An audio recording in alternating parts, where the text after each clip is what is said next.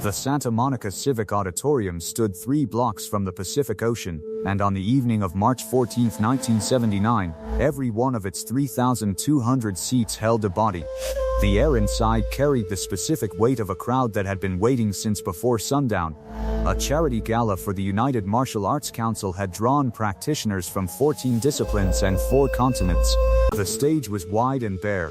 The house lights had been dimmed to a single warm band across the front row. Outside, the temperature had dropped to 51 degrees. Inside, nobody noticed. Jackie Chan was 25 years old that night.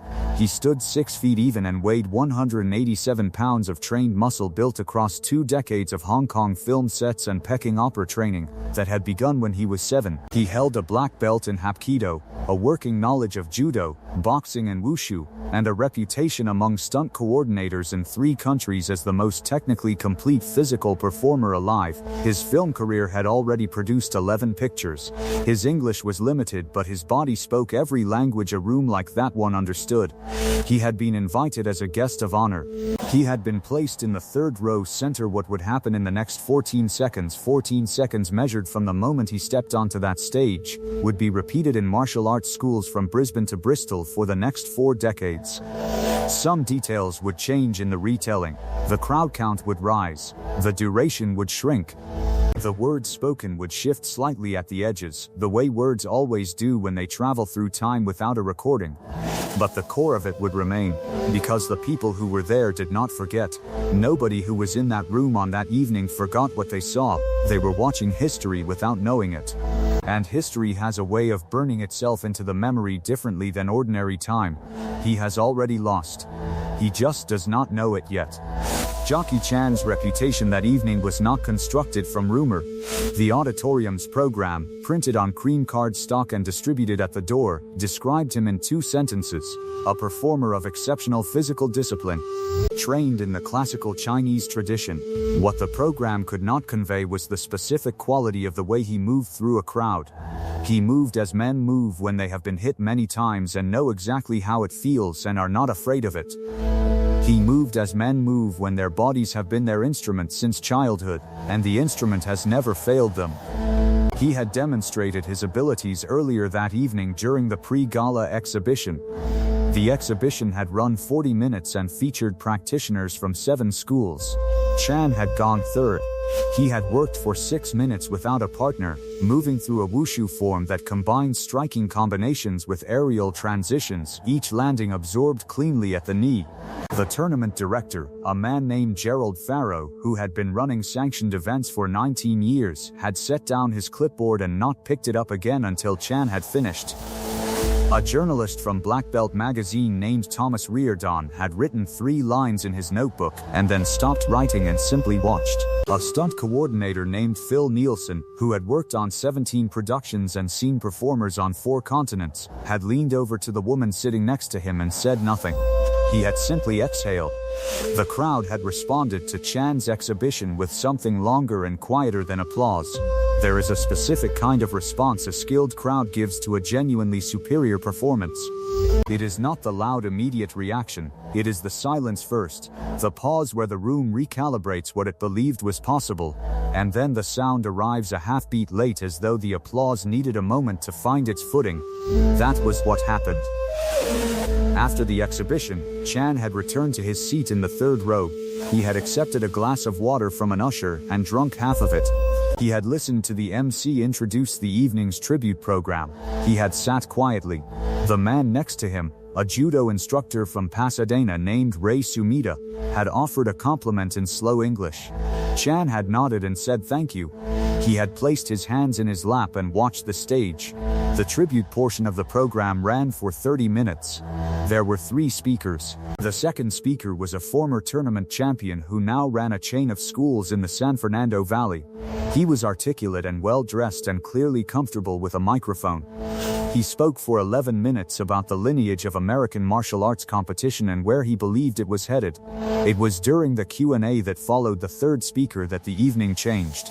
The MC had opened the floor to comments from the audience. Several practitioners had offered remarks. The room had the specific relaxed quality of a gathering in its final quarter, the formal business completed, the social portion beginning. A man near the back had made a comment about tournament scoring systems. Someone near the aisle had asked a question about International Federation rules. Then Jackie Chan raised his hand. He was given the floor microphone by an usher. He stood. He held the microphone with both hands, the way a man holds something he is not quite comfortable with. His English arrived carefully, chosen word by word. He said that he had enjoyed the program. He said that American martial arts had produced remarkable athletes. He said this with sincerity, and the room received it that way. Then he said something else. He said that he had noticed, watching the exhibitions, that a great deal of what he had seen was rooted in karate. He said that he respected karate as a tradition. He paused. And then he said that in his experience, and he named his experience specifically. 2 decades of training, 11 films. 4 years of professional stunt work. In his experience, real fighters did not rely on karate. He said that karate was a performance art dressed as a combat system. He said that the forms were beautiful, and the tournaments were impressive, and that none of it prepared a man for an actual physical encounter with someone who did not follow the rules. The room was quiet for a moment. He was 25 years old, and he had said it with no particular force, the way a man states something he considers self-evident. Gerald Farrow, the tournament director, placed both hands flat on the table in front of him. Thomas Reardon from Black Belt magazine stopped moving his pen. Ray Sumida, the judo instructor from Pasadena, looked at the floor. There were other karate practitioners in the room. Several of them were looking at each other. Several of them were looking at the stage where the MC was holding his cards in both hands and not consulting them. And then from the 6th row, a man in a white t-shirt and a denim jacket removed the jacket. He had been sitting in the 6th row since the doors opened. Nobody had given him particular attention during the exhibition portion of the program. He was 39 years old. He stood 5 feet 10 inches and weighed 172 pounds in street clothes. His hair was short, and his expression throughout the evening had been the expression of a man who is genuinely interested in what he is watching. He had applauded Chan's exhibition along with everyone else. He had applauded it without reserve. He folded the denim jacket once, along the collar, and set it on the seat beside him. He set it down deliberately, the way a man sets something down when he does not intend to need it again for a while. He stood. He did not raise his hand. He did not ask permission from the MC. He did not look around the room to see who was watching. He began to walk toward the center aisle, and as he walked, the recognition moved through the rows the way a current moves across still water, starting close and spreading outward, row by row, section by section, until the room had completed its calculation and arrived at a single conclusion. Chuck Norris had been sitting in the 6th row. Chuck Norris had been in that room the entire evening. Chuck Norris was walking toward the stage. He was 39 years old and held black belts in Tang Soo Do and Taekwondo. He had won the Professional Karate Association World Middleweight Championship. He had won it 6 consecutive times. He had founded a martial arts organization with a student body that exceeded 1,000 practitioners across 33 schools in 2 states. He had trained men who had gone on to become champions. He had trained law enforcement officers who had used what he taught them in situations that were not exhibitions. He was also, as of that evening, increasingly known as the star of a film career that had produced 8 pictures, most of them built around the specific language of his body moving through space, with a precision that camera operators had noted was unusually cooperative with their equipment. He did not need extra takes. His technique arrived exactly where he intended it to arrive. He reached the foot of the stage steps and stopped. He looked up at Jackie Chan. He said 2 words. He said, "Show me." If you are watching this, and you want to know what happened in the next 14 seconds, make sure you are subscribed. Leave a comment below telling us where in the world you are watching from tonight. This story belongs to everyone who has ever been told that what they know does not count. Jackie Chan looked at the man at the foot of the stage steps for approximately 3 seconds. In those 3 seconds, according to Thomas Reardon, who would write about the evening 8 months later, Chan's expression moved through several distinct phases. There was first the assessment. Then there was recognition. And then there was something that Reardon described in his notes as a choice being made in real time. Chan handed the microphone back to the usher. He stepped to the edge of the stage. He lowered himself to the floor level in a single controlled movement and landed without sound on street shoes. He was now standing 8 feet from Chuck Norris, and the 3,200 people in the room had arrived at a complete silence. A fight is not two men striking each other. A fight is a conversation about distance. And the first sentence of that conversation is almost always the most revealing. The man who controls the opening distance controls every exchange that follows. He sets the terms. He chooses the chapter of the encounter where his skills live. He makes the other man come to him, or he takes the space himself on his own timing. Distance is not the beginning of the conversation. Distance is the entire argument. The distance between Jackie Chan and Chuck Norris, in that moment, was 8 feet. Neither man moved to close it. Second one. Chan moved first. He closed 3 feet with a lateral step that shifted his angle by approximately 40 degrees and set up a combination, a right-hand low feint followed by a rising left elbow strike, that had been effective against every opponent in his experience on film sets and in controlled sparring. The feint was executed cleanly. The elbow began its arc with the correct timing. Weight transferred, hip rotation initiated at the proper moment. It did not land. Norris had not blocked it. He had not parried it. He had read it. The specific quality of the movement Norris made in that first second was described by Phil Nielsen, the stunt coordinator, in an interview given 4 years later, as the most economical piece of defensive movement he had ever observed outside of professional boxing. Norris moved his center line by approximately 4 inches. The elbow passed through the space where his head had been. His feet had not moved. His expression had not changed. The room exhaled. Second 2. Chan understood something in second 2. He adjusted. He was 25 years old, and he had been training since he was 7, and he understood what the first exchange had communicated about the man in front of him. He changed his approach entirely. He abandoned the combination game and moved into the grappling range where his Hapkido and Judo training gave him options that a pure karate stylist would not have access to. He closed the remaining distance in one committed step and reached for the clinch with both hands. He did not achieve it. Norris moved backward exactly enough and no further, maintaining the precise gap that prevented the grip from closing while remaining close enough that the retreat read not as evasion but as invitation. It was a distance management technique that practitioners in the room would discuss in their schools for the next decade. It required an understanding of both grappling ranges and striking ranges and the exact geometry of the boundary between them. Gerald Ferro had not moved his hands from the table. Ray Samita was no longer looking at the floor. He was watching with the focused attention of a man who is watching something he wants to be able to describe accurately later. The journalist Thomas Reardon had closed his notebook entirely. Second 3. Chan stepped back to reassess. He was not panicked. He was not rattled in the way that a lesser practitioner would have been rattled. He was recalibrating. He looked at Norris the way a man looks at a mathematical problem that has produced an unexpected result and is working to identify where his original calculation was incorrect. He threw a straight right hand. It was clean and direct and committed, the fastest punch he could deliver at that range, the one he had thrown 10,000 times in training, the one that had never been fully defended by anyone in the 18 months since he had added boxing to his practice. It did not land at full power. Norris slipped it. He moved his head to the outside, off the line of the punch, and the right hand passed through empty air to his left. And in the moment of Chan's extension, when his weight was committed forward and his recovery was a fraction of a second away, Norris set his feet. He had been waiting for the third attempt. The 3 failed attempts told him everything he needed to know about timing, about commitment, about the precise moment when the body is fully invested in what it has thrown, and cannot immediately be elsewhere. He launched the spinning back kick. He launched it at a speed that Thomas Reardon would later describe as requiring him to count backward from the result to understand what had happened, because the action itself had occurred too quickly for sequential observation. It traveled in a tight arc from his rear leg, rotating through approximately 140 degrees, and it arrived at a point in space precisely 1 inch from Jackie Chan's right temple. It stopped there.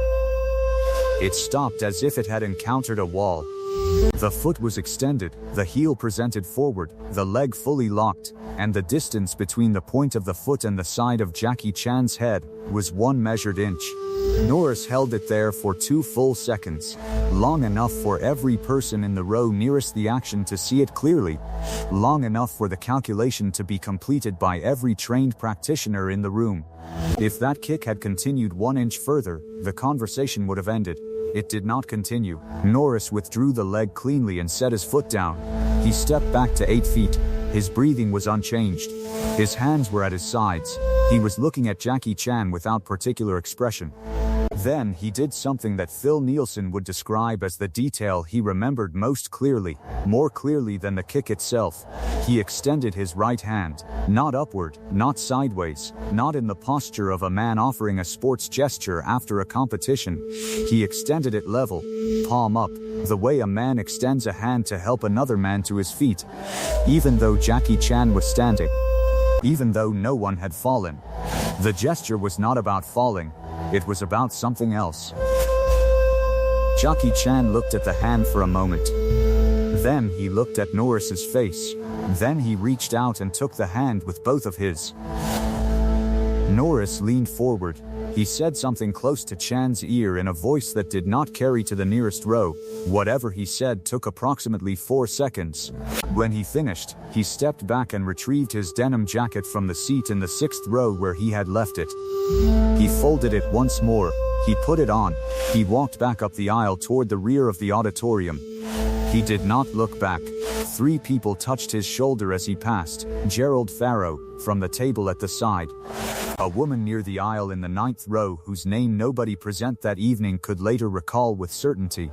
And Ray Sumida, the judo instructor from Pasadena, who was still standing in his row and who placed one hand briefly on Norris's right shoulder as he passed and said nothing. Norris nodded and kept walking. The room watched him go. Jackie Chan stood in the open space between the 6th row and the stage for a moment after Norris had passed.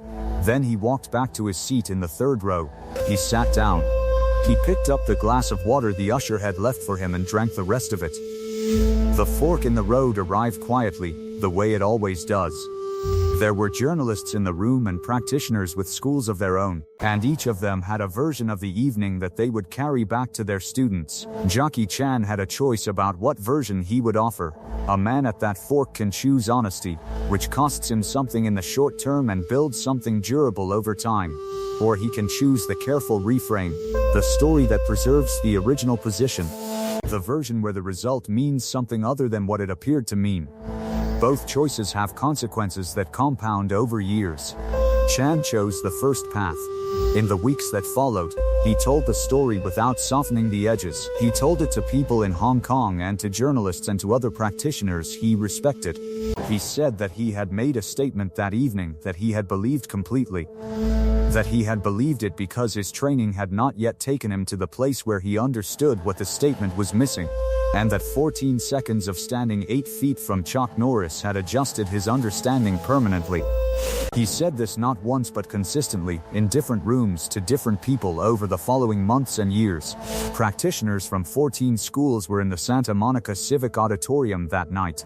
They carried the story home. The tournament director Gerald Farrow told the story at 3 separate seminars in the 2 years following. And each time he told it, he noted that the most precise description he could offer of the 14 seconds he had witnessed was that it had resembled a geometry lesson, a lesson about the relationship between space, time, and the specific cost of a wrong assumption. Thomas Reardon published a piece in Black Belt magazine in November of 1979. He described the evening in detail. He was careful with language. He noted that nothing he wrote should be taken as a statement about the relative merits of any style or tradition, and then he described what he had seen with the precision of a man who had spent his professional life finding accurate language for physical events. The piece was widely read. The story spread beyond the people who had been present. It entered the oral tradition of the martial arts community, and like all stories that enter that tradition, it changed slightly at the edges. In some versions the crowd was larger. In some versions the exchange was shorter. In some versions, something was said aloud rather than privately. The details shifted. The core did not. Phil Nielsen, the stunt coordinator, worked with Jackie Chan on a production 2 years later. He said that he raised the subject of that evening once, carefully, and that Chan had answered him directly and without discomfort. Chan said that what Norris had told him close to his ear, in those 4 seconds after the kick stopped 1 inch from his temple, was 4 words. He said Norris had said, "You taught me something." Not that he had won. Not that Chan had lost. That he had learned something from watching Chan move through those 14 seconds. Something about commitment and adjustment and the specific quality of a trained man recalibrating in real time, under pressure. Chan said that those 4 words had cost Norris nothing to say, and had meant more to him than any other version of that evening's outcome would have meant. The story of that evening persisted because it contained something beyond the 14 seconds. It contained a question that every practitioner who heard it was obliged to answer for himself. The question was not about karate versus kung fu, or about American training versus Chinese training, or about any of the surface arguments that the original statement had appeared to be making. The question was about the relationship between what a man believes he knows, and what a man actually knows, and the specific cost of confusing the two. Chuck Norris built 33 schools and trained thousands of students over the 45 years that followed that evening. He spoke about that event publicly on several occasions. He spoke about it without drama, and without the additions that the retelling had acquired over time. He said that the only thing that had been at stake in those 14 seconds was a conversation about what was true, and that the best conversations about what is true are short, and that the best outcome of such a conversation is that both parties leave knowing something they did not know when they arrived. Jackie Chan built a career that produced over 100 films and became known on 6 continents. He spoke about his martial arts philosophy in interviews across decades, and the specific quality of humility that those who knew his work best identified in him was not the performed humility that a man puts on for a camera. It was the kind that had been built by experience, by the particular education that only comes from standing 8 feet from someone who knows something you do not know yet and watching them show you what that gap actually costs. Gerald Farrow retired from sanctioned event management in 1994. In an oral history recorded by a martial arts archive project in 2001, he was asked about the most significant single event he had witnessed in his career. He described the evening of March 14, 1979. He described it for approximately 11 minutes. He described the quality of the silence in the room during the 14 seconds, and he said that what stayed with him most was not the technique. What stayed with him was the extended hand. What stayed with him was the 4 seconds of the private sentence, and the fact that Norris had offered that sentence first, before Chan had made any choice at all about the fork in the road. He had not waited to see what Chan would choose. He had given him something to choose toward. There is a distinction that takes most men a long time to understand.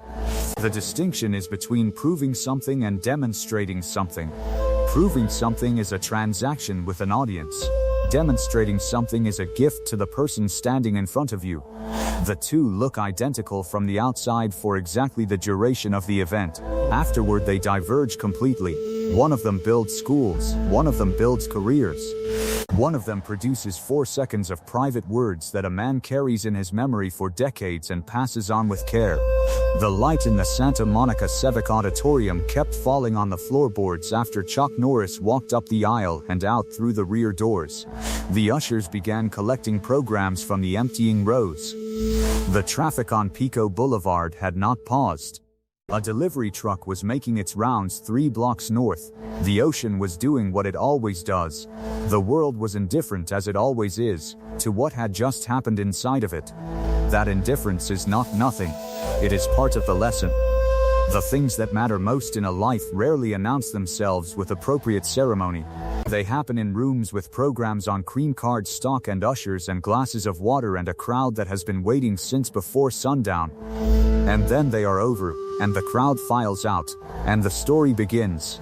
Next week we examine the evening in Denver in 1983 when Chuck Norris walked into a room where a former champion had spent 6 months telling people exactly what he intended to do to him, and what happened in the first 47 seconds when the two men finally stood in the same building. The details of that evening have been told in pieces for 40 years. We are going to put the pieces together in the right order.